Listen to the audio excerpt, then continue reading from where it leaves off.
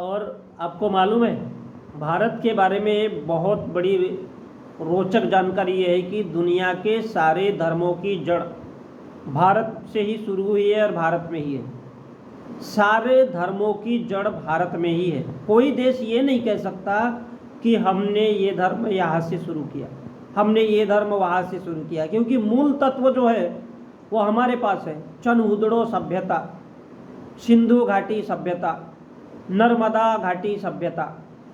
नर्मदा घाटी बहुत बड़ी सभ्यता है, नर और मादा की उत्पत्ति हुई थी। तो सभी धर्मों का जन्म हमारी शिक्षा से ही हुआ है, हमारी संस्कृति से ही हुआ है।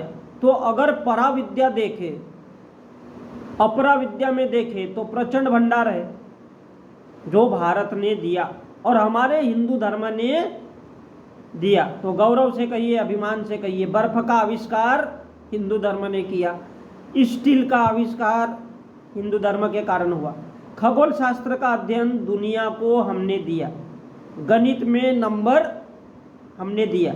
क्यों दिया?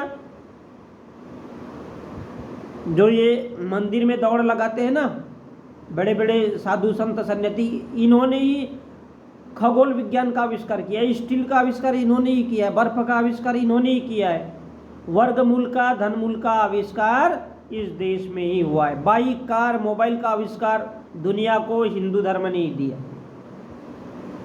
दुनिया ने हिंदू धर्म ने ही दिया। इतना सारा कुछ दुनिया को दिया है कि दुनिया हमारा सैकड़ों बार आभार व्यक्त करे ना तो भी कम है। स्टील का आविष्कार, मोबाइल का आविष्कार, कार का आविष्कार, बंगले का आविष्कार, कोठे का आविष्कार, वेश्यालयों का आविष्कार सभी हिंदू धर्म की ही देन है।